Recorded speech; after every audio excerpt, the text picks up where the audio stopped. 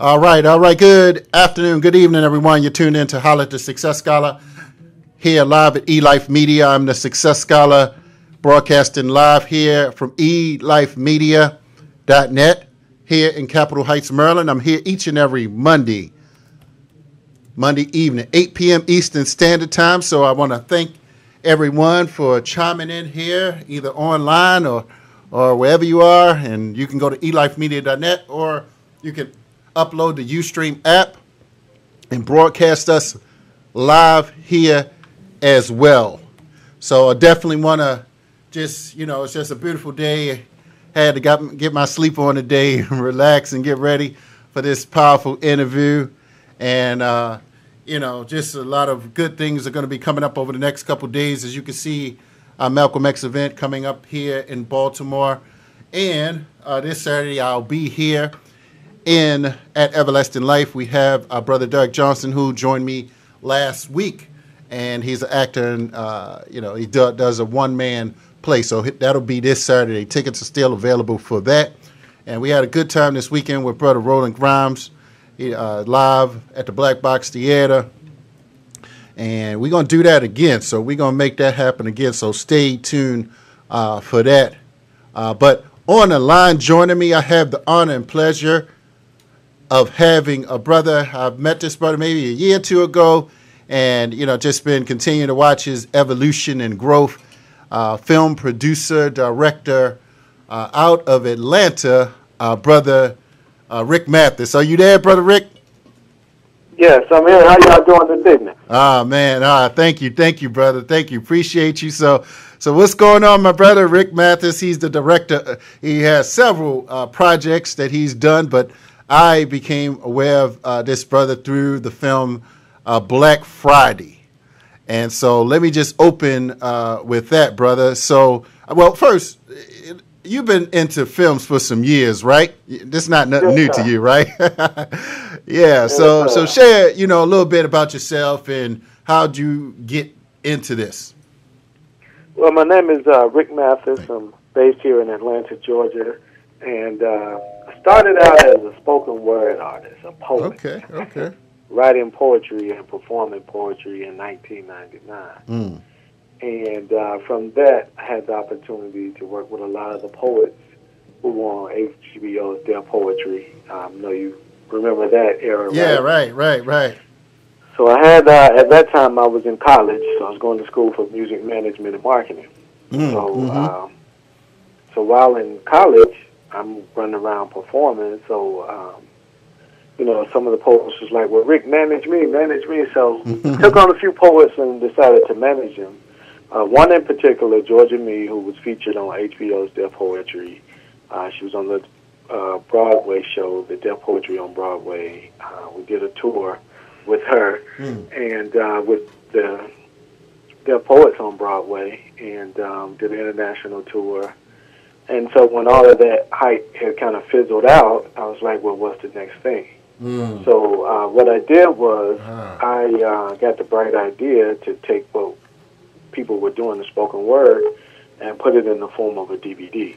So I partnered with the Emmy Award winner, and we produced a series called Word, where we had everybody featured in this poetry DVD series from CeeLo to The Last Poets, Mary Baraka, Sonia Sanchez, Professor Griff, Big Rube from Organized Noise. We had a lot of people featured, along with a lot of people who were on HBO's Their Poetry. Oh, wow. Okay. So from that, that was my era into producing original content and really getting into filmmaking. And that was back in 2002. Wow. Okay.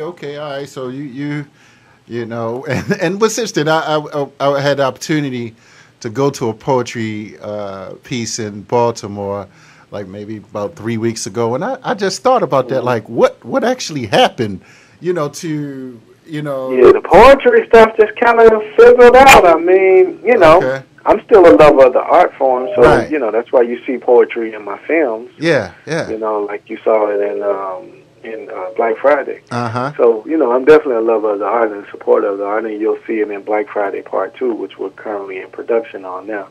Right. So you'll see a lot of spoken word artists featured in there because I definitely love the art form. Okay, sounds good.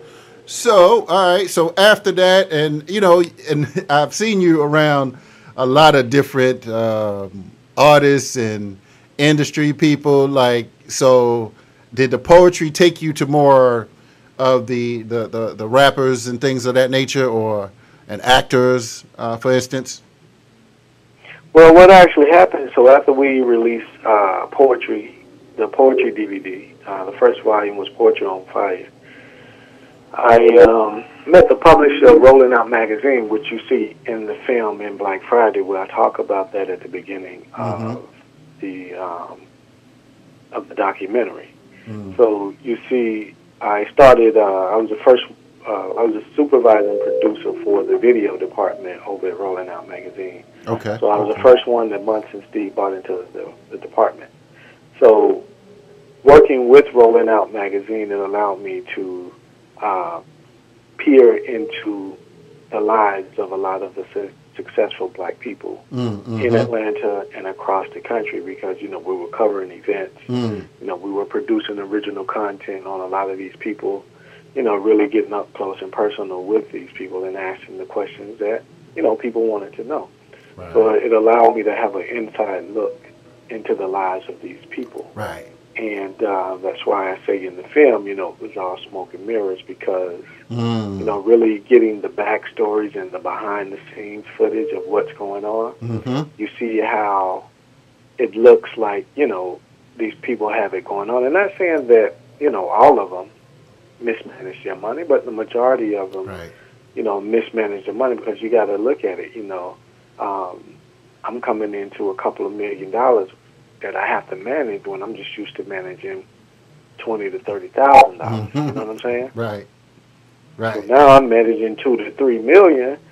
So it's a big difference. So you got to know taxes. And the stakes are higher at this point. You got to know taxes. You got to know. You got to look out for people who I got a bright business idea. I want you to invest in. So it's a lot of stuff that you have to look at. Right. And then on top of that, you still have to keep this image that you present to the public that, hey, I have it going on. Yeah, You see what I'm yeah. saying? Right, right. Yes, go So ahead. I got a chance to see all of that. So that's why I say in the film it was all smoke and mirrors, because majority of those people, they make the money and then 5 to 10 years later, they're broke. Wow, wow. Yeah, and And I heard Dr. Boyce, and he's in that film. He does some pieces on, talking about athletes and how a lot of them, some 5 years after they retire, they're done. Like Yep. they went through the money. So, education, financial education, what I call conscious financial education, because you can learn certain, tactics and strategy, but there's a level of emotional intelligence and wisdom and maturity that has to come with that, right? And so when you decided, and you can share, how you came up with first the theme Black Friday, and how you desire to push that. Yeah, so Black Friday, the reason why I thought of that, because I wanted to produce, a product that dealt with economics, that dealt with finance, that, dealt with money.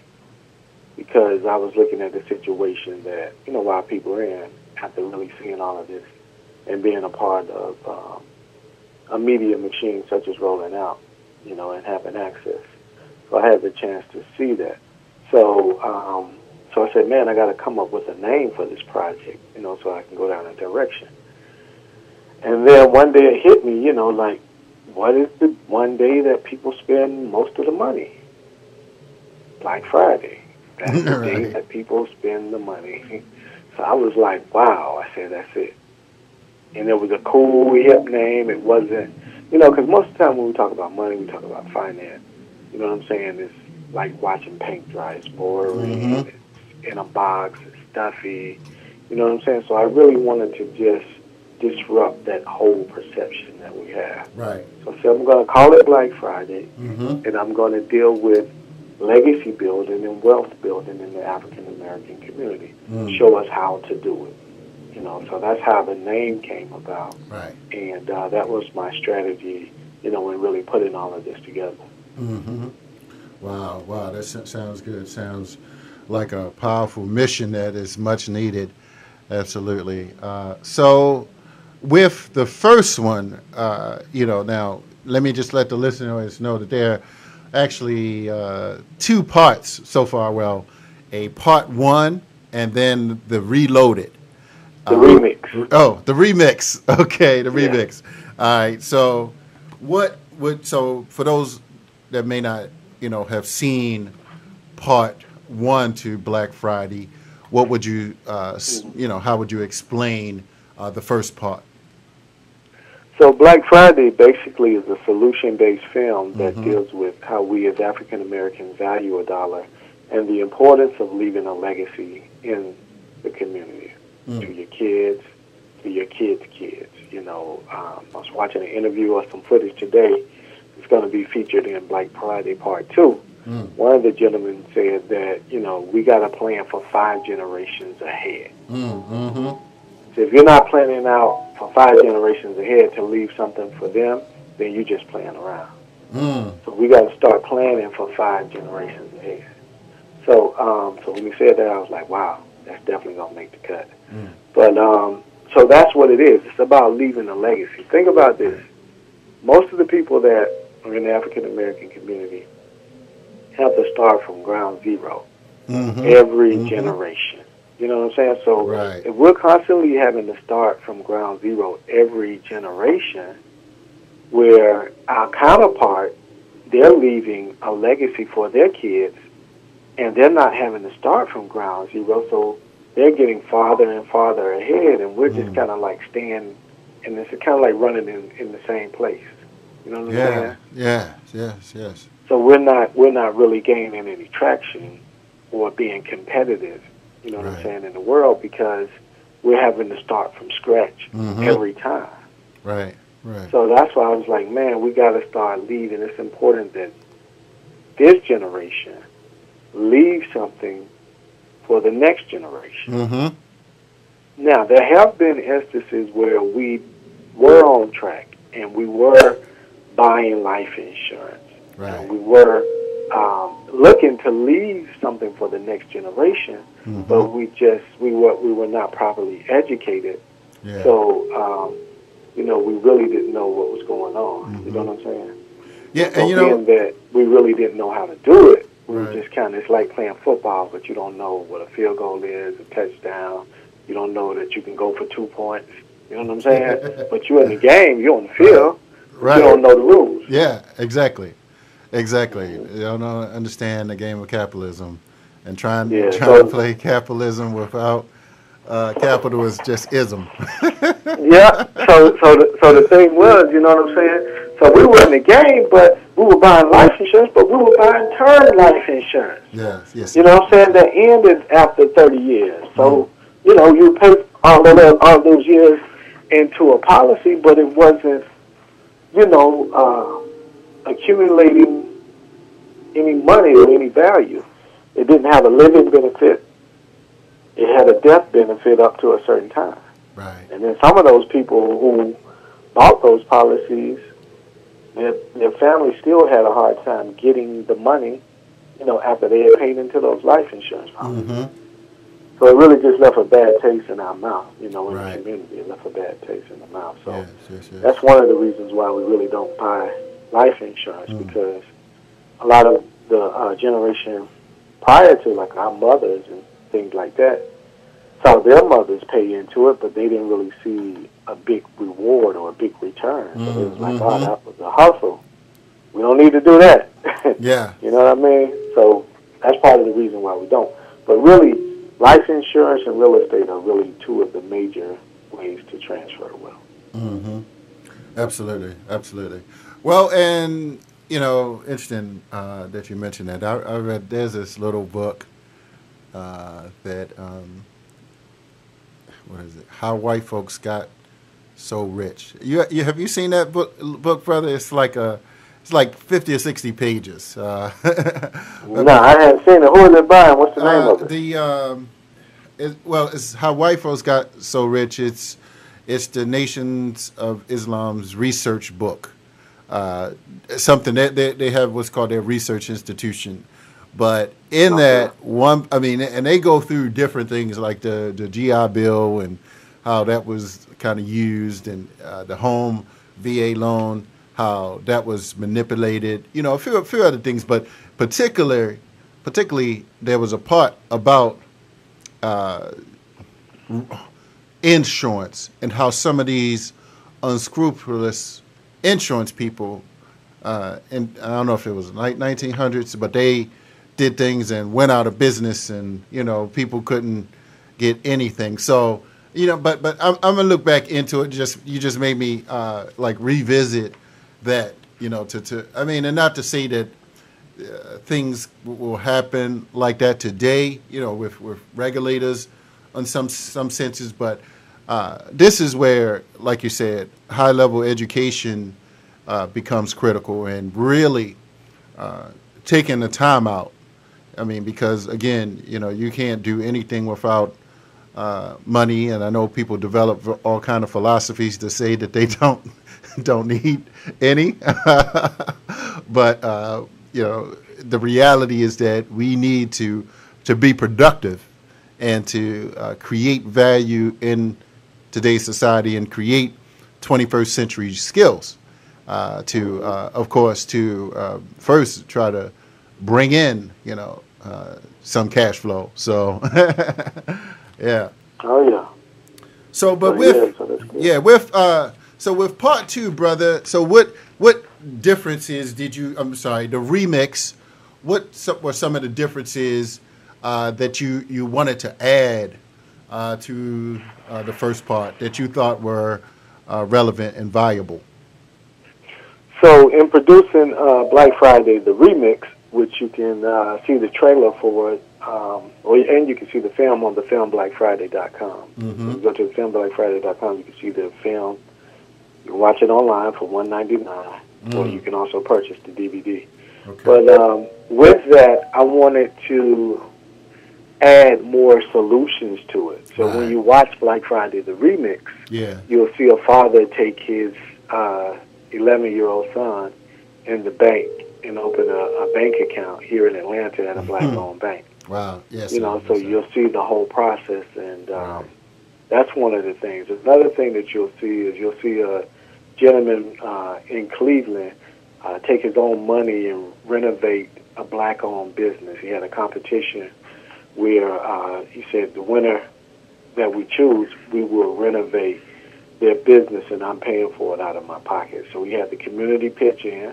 So you'll see the community pitching in to totally renovate this black-owned business, and then they bring the owners up in a limousine and they had them blindfold, so they take them out of the car, take the blindfold off. You see their business has a new sign. The outside is painted, and then she walks into the business, and then you see that the place is being renovated. You know, so that's something else that you'll see in Black Friday the remix. But the thing that really that I really like, there are quite a few things in there that I like. But the thing that was most special to me is me partnering with African Ancestry and taking the DNA test to determine what tribe I'm from in Africa. So that's the part that was like most touching or most heartfelt to me. Wow, Sister Gina Page. Yeah, Sister Gina Page. Shout out to Gina, who's right there in the DMV area. Right. So you'll see all of that. So in the remix, though, we have, we featured some new names in there. So we have Les Brown in the film, who I know you know very well. Yes, sir. We have Ice-T. We have Chuck D. Man, I grew up loving Ice-T, man. Oh, yeah. Yeah. We got Boyce Watkins in the film. We got Pastor Donnie McClurkin, the real Rick Ross, Freeway Ricky. The Rick Ross. So, now, let me ask you this. Do you know both of them, right? Oh, yeah. Yeah, I thought so. I told Sister Kim, I was like, well, he knows both of them. Now, do they, like, kind of get along, brother? Or, like... No.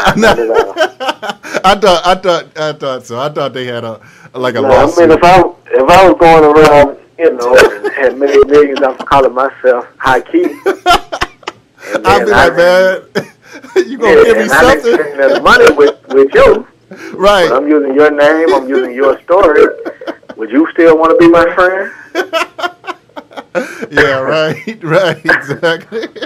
I just puts it in layman's terms. Yeah, but I mean, I converse with both of the brothers. I don't have a problem with them, but I can understand, why one feels a certain way. Right. I can understand that. Absolutely. So who else? So you said Rick Ross, Donnie McClurkin, and that's where you actually had that you did a screening at the church that was in Atlanta. Was that the church that Donnie McClurkin performs? I mean, well, he came. We did a screening at Dale Bronner's church, Bishop Dale Bronner here. Okay. And Bronner, they're part of the Bronner brothers. Oh, okay. So they have the Bronner Business Institute. Yes, where they teach people about business. Right. So we partnered with them, and we screened a movie there for Black History Month. Nice. Had a great turnout, and great turnout. What's great, brother? Man, we probably had at least 500-600 people. Okay. We were in the sanctuary. The sanctuary holds about 1,500. Okay. We had a very nice crowd, and it rained that day too. Oh, we wow! Had a very nice crowd. Yeah. Wow, that's dope. It was a very nice crowd that day. So So we screened it there, man. We're looking to screen it this weekend, which will probably be our biggest screening. Our biggest audience, I would say, with Joe Dudley.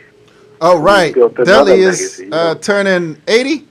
Yeah, he's turning 80. So wow. we're going to, screen it there for his birthday celebration. And they have rented the Wake Forest basketball arena. Wow. The University of Wake Forest. Yes.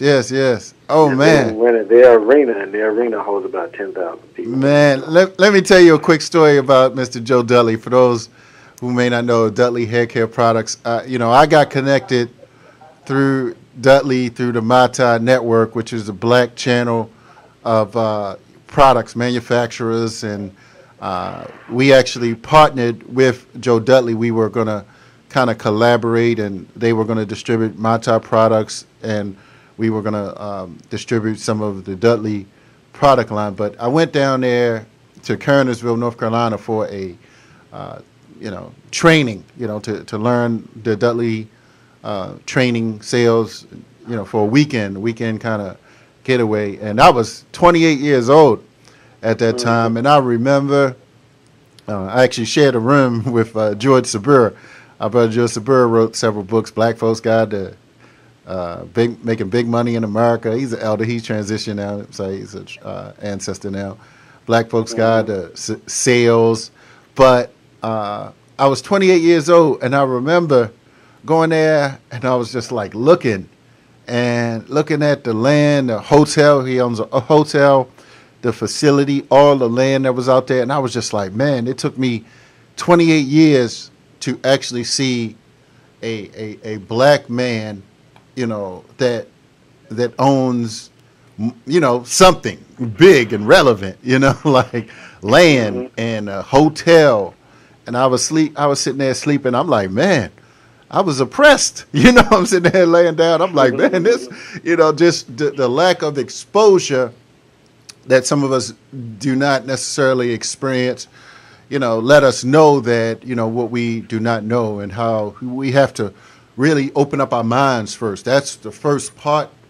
What I believe is wealth is first in the mind, in terms of, who you desire, where you go, where you put your energies towards, and, the type of knowledge that you attempt to get out here, And so, man, but I just had to say that about Mr. Joe Dudley, and I got some awesome training. And actually, me and Sylvia, we went to 2 years ago. He does the kind of thing every year or something. I'm not sure if it's the same group that did that at the Durham or the Raleigh, one of those convention centers. But yeah, so that was really, really good. But yeah, Mr. Joe Dudley, let me tell you, he read Think and Grow Rich. He'll tell you 300 times. You say you read that book 300 times? Yes, 300 times. Yeah, Think and Grow Rich. Wow. So that Dudley's serious. He's serious about that personal self-development. So, yeah, man. So that's going to be good. That's right there. And I found out a little after I planned something for this weekend, but Sister Cece, she was like, "You going to Joe Dudley?" I was like, "Oh man, I can't make it, but I would have loved to be there." But I see you have a stellar lineup with Mike Roberts and David Anderson, right? Oh yeah. Yeah. Oh yeah, and Dr. Frazier, George Frazier. Oh yeah. Okay, right. Yeah, Frazier. Yeah. Dr. Frazier was Mayfield. good. Oh yeah, Mr. Jackie Mayfield. Yes. Yeah, we got stellar lineup, man. Yeah, man, that's gonna be powerful, brother. That's some good work, and I'm happy that Not many people can say that that a billionaire has seen their film, right? So it's featured in the film. What is he in? He's in the first one. Yeah, he's in the first one. It wasn't that much, but in part two, like we'll really, like you'll be in for a surprise in part two. Oh man, all right. When you see part two, you're gonna be like, wow. Yeah. Oh man, that sounds good. That sounds good. So, yeah. So, brothers, I'm definitely. I don't want to belay the conversation. So I know I got another sister kind of coming up, a kind of hip hop type of sister that does some things. I told her about you. She was like, "Oh, I'm gonna be listening." Yeah. So. We got you coming here. You're going to be I broadcast from the facility that where we are going to screen Black Friday, and that's going to be Sunday, June the 25th, in Capitol Heights, Maryland, at Everlasting Life. It's a vegan restaurant, and Professor Griff. Delicious food. Yeah. Oh, you've been here for? Several times. Oh, okay. I stop there all the time. Right. Get groceries when I go over there. Yeah, right. Yeah. So Professor Griff was just here. He did a weekend a weekend thing, but I was grinding in Baltimore trying to get my money up. But yeah, so yeah, man, I'm just looking forward to part two. I mean, the remix and giving people the opportunity to see it. That's what I do. I mean, just expose people to different people, like even at the Power Networking Conference. I mean, we need these different, we need to know who's doing what. I mean, I didn't know as much, about Mike Roberts, because if we don't see him on TV, like a Oprah or Tyler Perry, we don't it doesn't resonate, because sometimes people don't put a value on things until they see you on television or something. But Mike Roberts has been doing some power moves, right? Man, it still is. I'll let you in on one of the scenes that'll be in Black Friday Part 2. So we went to, he bought the old Sears building in St. Louis. Right. That's where the TV station and everything, was housed. But on the bottom of the building, there were retail stores. Mm-hmm. So we pull up to the building and to see a black man renting or leasing space to the Asians that are in the building. It just really, it made me feel good, because normally it's the other way around. Absolutely. You know what I'm saying? Normally they come in our community, yes, sir, they buy our buildings, and then they rent it to us in our community, which it makes no sense when you think about it, but that's just where we are as a people. Right. So it really made me feel good, when he came to the building and how they acknowledged him, how they gave him respect, and how, he said, yeah, that's my tenant. Yes, that's my tenant. You know what I'm saying? That was that just blew me away. That was just like, yes. Yeah. You know what I'm saying? Like it was a notch on our belt. So we just have to start to do more of that in our community, because everybody else does that in their community. Absolutely. Except for us. Everybody owns and controls their community except for the African Americans. Yeah, yes. Absolutely, bro. So, man, I definitely appreciate you joining me here, brother. Definitely we're going to have some fun here. You'll be here for a couple days in Prince George's County and D.C. the day before. Brother Roland got to chime in here. Hold up. Let me get Brother Roland. Hey, brother, how you doing? Hey, how you doing, my brother? Good, man. It's Roland Grimes. I am responsible for doing some engineering production. I have my own show that comes on just before Haki's, and also we're doing a live show on stage. We just broke the first one off this past weekend, and we'll be doing it again in the future. And you definitely, talk about some of the things that we're going to be doing moving forward. And then one day, by God's grace, we're bringing a traveling road show to Atlanta. But I want to share. Huh? Go ahead. I just want to share this with you guys while you were talking, man. A couple of years ago, brother met me at Everlasting Life, and he told me he was a day trader. And we had conversations and blah, blah, blah. Make a long story short, introduced me to some of the principles, showed me how to get some learning in it.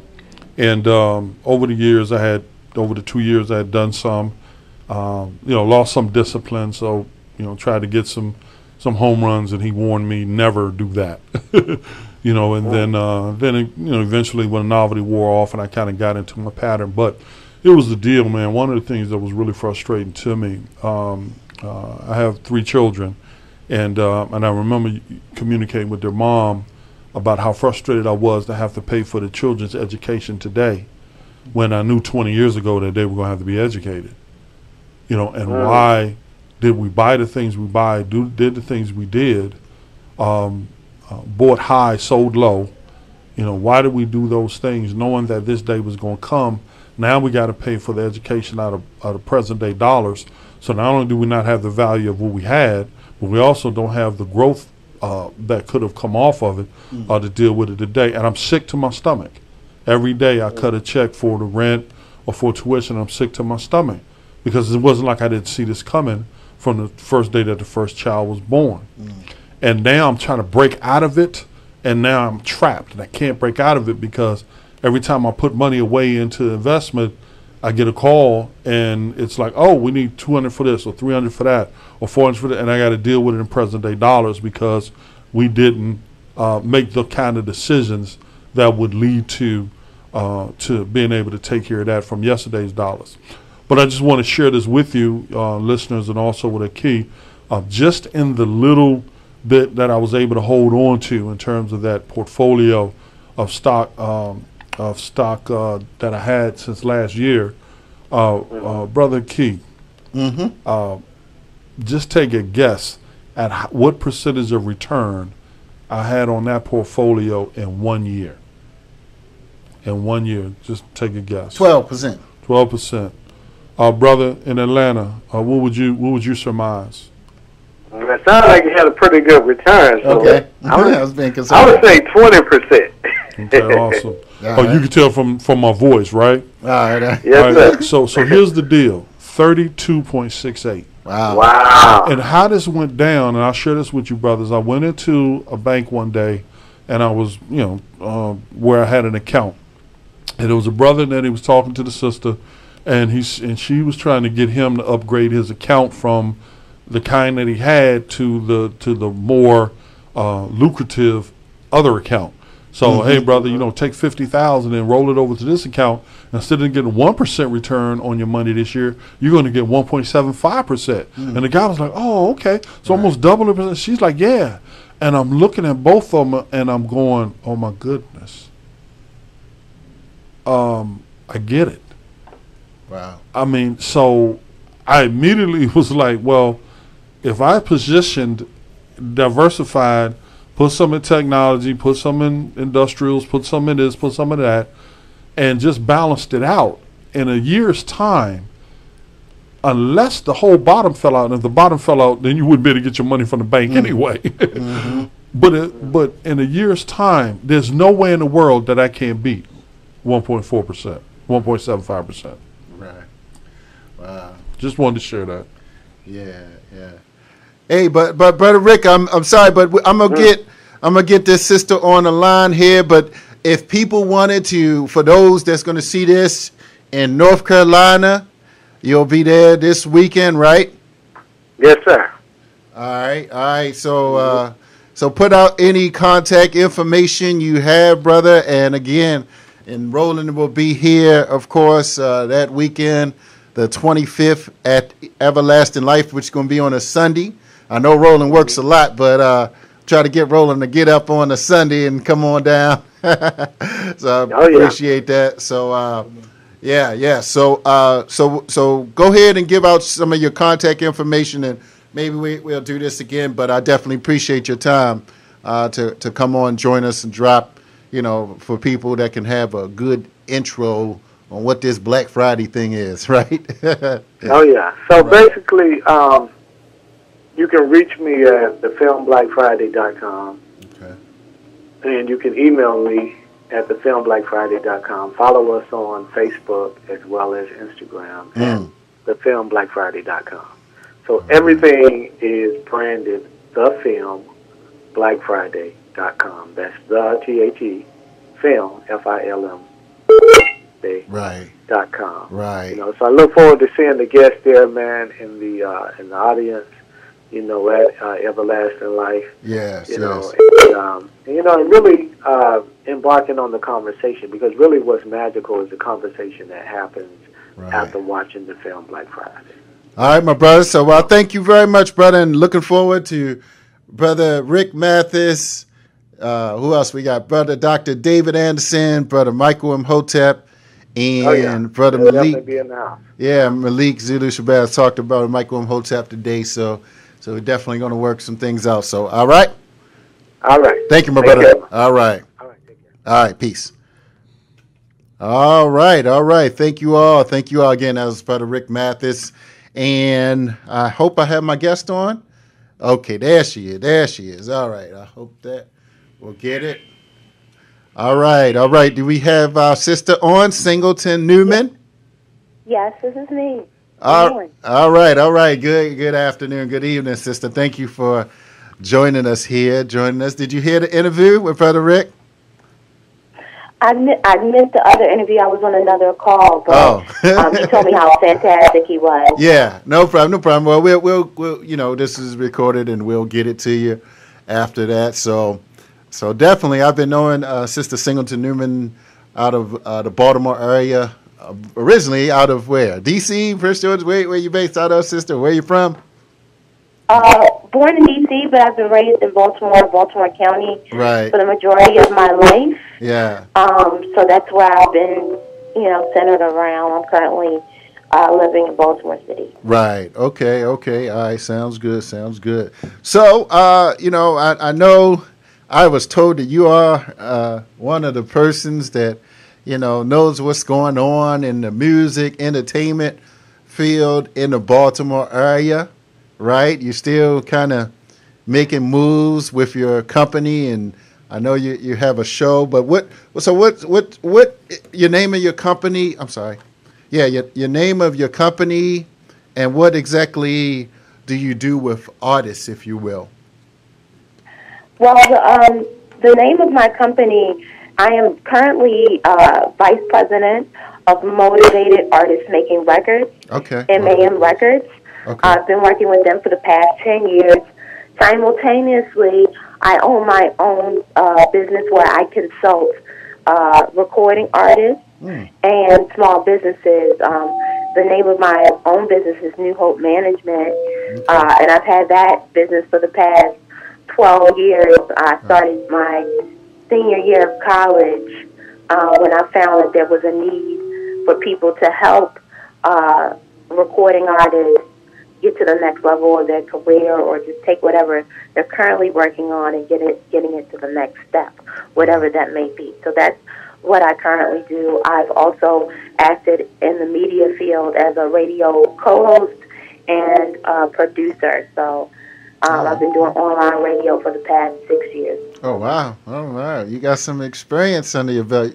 Got to bring her in to meet Roland one of these days, Sister Singleton, if you all don't know each other. But definitely. So share some of the Baltimore, kind of scene. You've been very active there. Everybody knows you. So...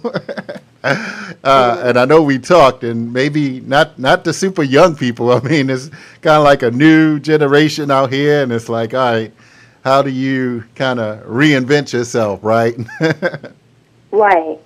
Well, I mean, for me, I have made it an effort, I would say recently in the past year or two, to kind of spread myself across the generations when it comes to the music scene in the Baltimore area, as well as what they would call the DMV, right. Washington, D.C., all the way, into Baltimore, Virginia, Northern Virginia. And that's, because at this time, with the age that I am, I've found myself spreading across the older crowd, but I also have to still connect with the younger crowd, because to be honest with you, if you're past a certain age, you're kind of aged out unless you have a previous history of success in the industry. So I try to stay attached to the younger kids and know what they're up to, but I also still show love to those that are experienced, some of the older MCs, singers, musicians in the area as well. And when I say older, I'm not talking about senior citizen old, but right. I'm talking about even the people that's been in the game 10, 15 years. So I'm talking about the little bit more experience, right. where some of these kids are straight out of high school. The kids that are currently popular, they're straight out of high school, like within the year or 2 years, college aged. And they still have the connection to the high school and middle school age kids. They can still appeal younger than they are. So that's why I pretty much sat, just being very social, going to different events, being, and networking with the artists, other artists, managers, and consultants. So I try to stay into what's hot right now. Right. Now, let me ask you this, and what have you seen, for instance? And let me first give a moment of silence for, unfortunately in Baltimore, Brother Roland, there was uh, a DJ, a very popular DJ that was recently killed. I don't know if it made the news down here in the DC media market, but certainly in the Baltimore market, it was played. Kind of over and over. They, let it, kind of the news. It was in the news, shall I say? So let me give a moment of silence for the brother. All right, but Vicious V, I knew of him, Sister Singleton, because I grew up with Kenny K. Like everybody knows Kenny K, so we grew up like around the Walbrook, what is it, Forest Park and Windsor Mill area. But I knew of this the DJ, and I know your girl Shinyeri, she was aware of him, but did you know him personally, first and foremost? Unfortunately, I did not. I did not know him personally, but I was definitely someone that kind of admired him from afar. Oh, wow. And really respected him. Yeah. He really was a showstopper. Really? Wow. Type of DJ. Okay. The times I've seen him spin, he's put on a show. Mm-hmm. He wasn't just your average, let me stand behind the turntables and scratch the records. Okay. He put on an exhibition. Wow. And that is what made him so special. Wow. Just also with his other skills, being able with sound and things like that, he was able to come in and actually complete a whole production. That's the type of skill and experience he had. Wow. So it was a tremendous loss to our music community. I unfortunately did not get my chance to really know him on a personal or professional level as closely as many others. But it's super unfortunate, and my condolences are to all of his family and colleagues. Right. Yeah. So, and it's unfortunate, and like last year, and not that we're gonna talk about, that per se, but one of the more popular artists lost his life, and sometimes I look at it. I came up in Baltimore in the streets, and so, I understand. It wasn't like, I was starving per se, but sometimes the streets can, even in music, the balance between, it's like, okay, is this death row, or is this, kind of like, is this a professional environment, and, young people have to, we need individuals in place to really be able to moderate some of these things. And well, not to, because this brother was older, per se, the DJ gentleman, the deceased, he was older, but, sometimes it's like people just don't want to give up on some of the beefs that, kind of come out of, I ain't going to say come out of music, because it's not like, people doing it through music, but it's like, where does the living a civilized life and, kind of being peaceful, like KRS-One had a song, squash all beef, Right. I really don't know the details behind Vicious V, and then, of course, you were referencing Little Scooter. I don't really know the specific details behind either one of their circumstances. The death of Little Scooter was super impactful, and I can remember the moment I found out. I was actually on air during the radio show that I was hosting, and it was just overwhelming sadness just hit me, because while I didn't know him professionally either, I was amongst a circle of people that knew him well, and I would have eventually, he would have eventually, and him and I would have, cross paths right. As well, just because of in the social setting of the music scene.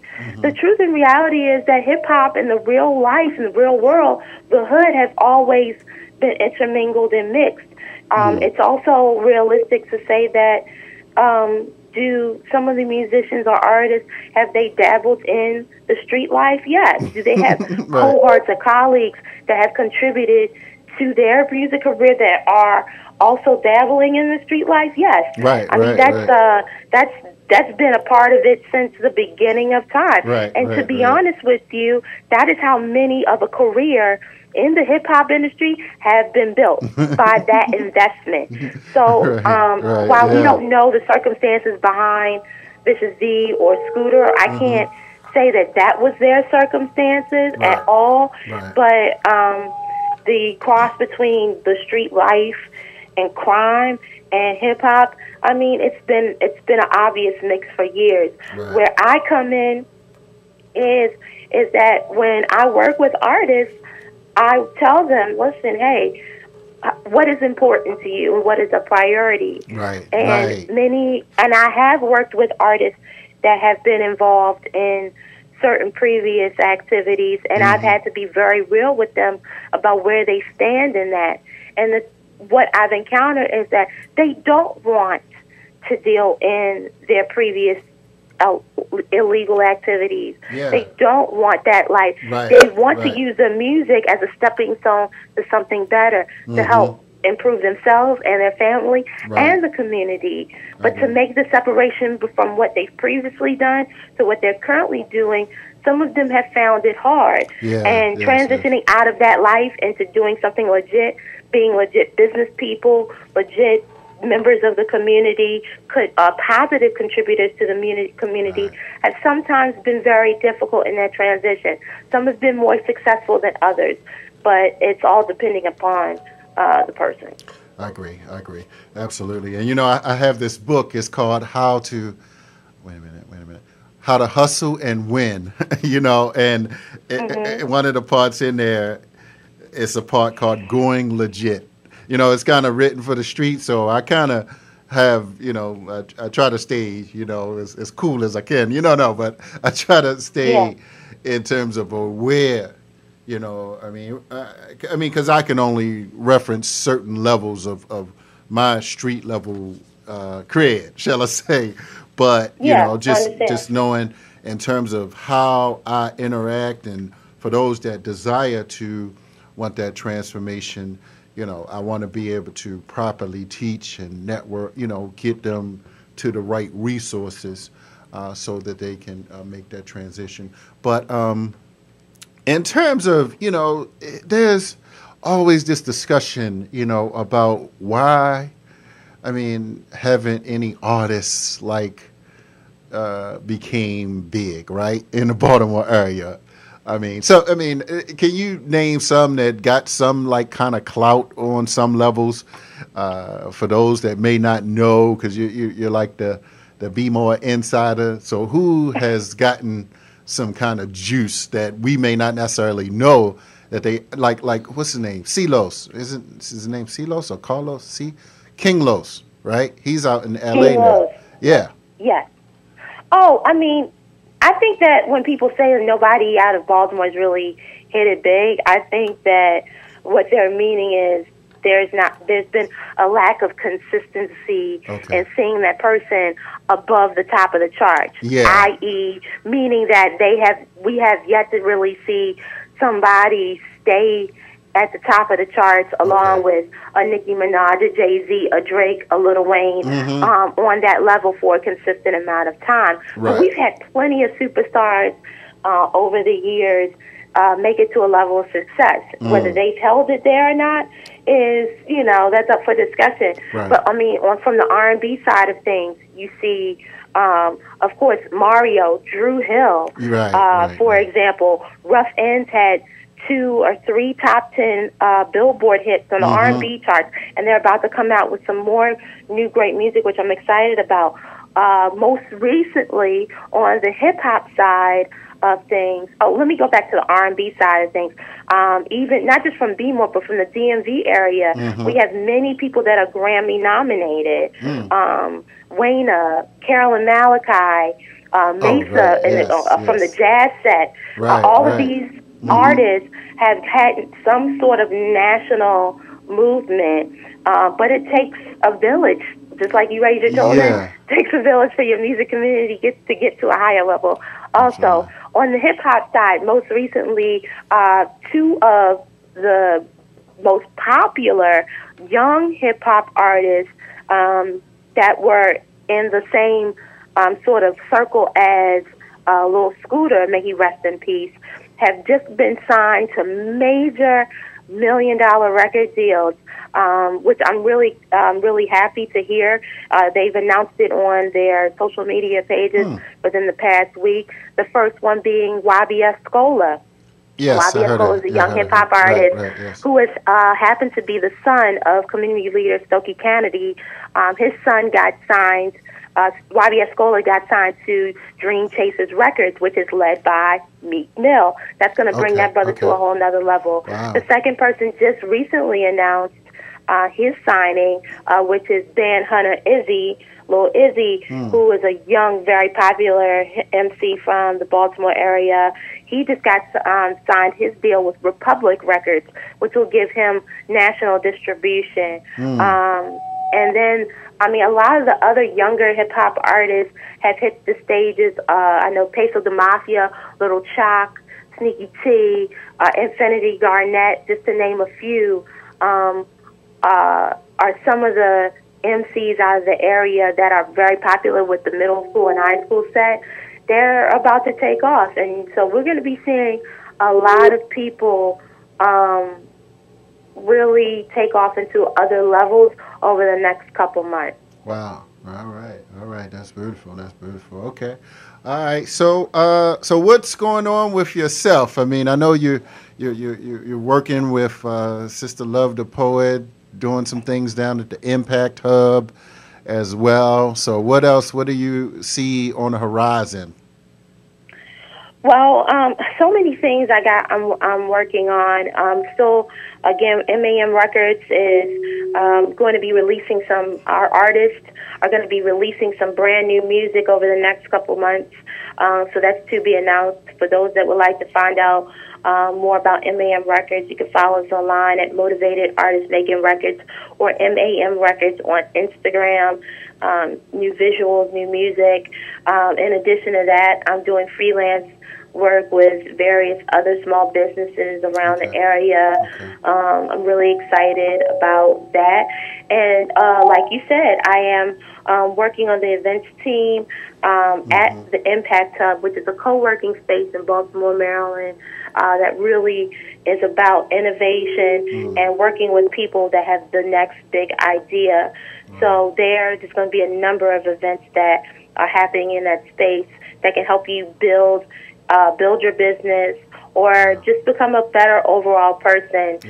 So for those that want to find out about what's happening at the Impact Hub, go to baltimore.impacthub.net. That's the official site, or find Impact Hub Baltimore all over social media to follow what we're doing. Yeah, I think I'm gonna be there Thursday. I think somebody's showing the film 13th again. Well, I saw it before, right. I think the 13th Amendment is going to be shown Thursday night. So if you're going to be there, I'm going to be there. So we'll be able to rap in person. Okay. All right. Sounds good. Yeah, I think I want to stop through there. I think I've been there years ago, but I don't think it was an Impact Hub then. But no. Yeah. So the space is just a year old. Right. Yeah, I kind of know the area where it is, and I've been seeing a few different, events pop up with people recording it or whatever. So I'm like, all right, let me kind of slide through and see what's going on. So I definitely will be able to come through there this Thursday. So I thank you, Singleton. I appreciate, sister been keeping me on point with knowing what's going on, and so like I said, Brother Roland, I got this, when this Tupac thing. Tupac is coming out with a film, and I just saw something, and I posted Singleton. A film, yeah, All Eyes on Me. But there's another documentary that's coming out as well. I'm confused. You said Tupac is coming out with a movie. There's a film coming out about Tupac. My right. Man. Well, he came out with a lot of a lot of songs after he transitioned. So who knows? But McQueen, the producer director McQueen, I'm not sure if his first name, but he just inked something about another documentary. I'm like, wow, another one. I think I posted maybe 2 or 3 days ago. I don't know how I found it, but I was looking at something and it just popped up, and I was like, let me share this. So I was talking to Singleton, like, all right, we maybe just kind of I was very influenced by Tupac, and you can tell by the name. So Shakur, yeah. Yeah, right. So I grew up as a part of it. I claim hip hop music, you know what I'm saying? So absolutely. So I claim that, it's like being a part of the NWA culture, then the Ice Cube, and then the Chuck D's and the KRS-One, a little bit of Rakim, but that's kind of like along the line. That's like legit. Right. So, I was angry. I was Ice Cube angry. Oh my gosh. I would have liked to meet that Haki. Woo! Well, what was that like? Yeah, right. Well, what I mean? It's kind of like NWA and Ice Cube, and it's kind of like, all right, well, where do you go? How do you evolve? How do you use your growth to be about the business of power and ownership and control? So, but I appreciate you joining me, sister, and let's keep it going, keep up the good work, and I definitely will see you Thursday. All right. Absolutely, my pleasure. Thank you so much, Haki, for everything that you do. All right. Peace and blessings to you. Thanks. Peace. All right. Thank you all for tuning in. Brothers and sisters, I'm Holla to Success Scholar again. Malcolm X Day coming this Sunday, 1 to 4 p.m. at Terra Cafe in Baltimore. Dr. Jared Ball, Dr. Mark Bowden, we will be giving awards to both Mama Nzinga and Brother Lou Fields. Mama Nzinga and Brother Lou Fields, so for the Malcolm X Legacy Award. So thank you all for tuning in, listening. Stay tuned in. Holla to Success Scholar. I'm out.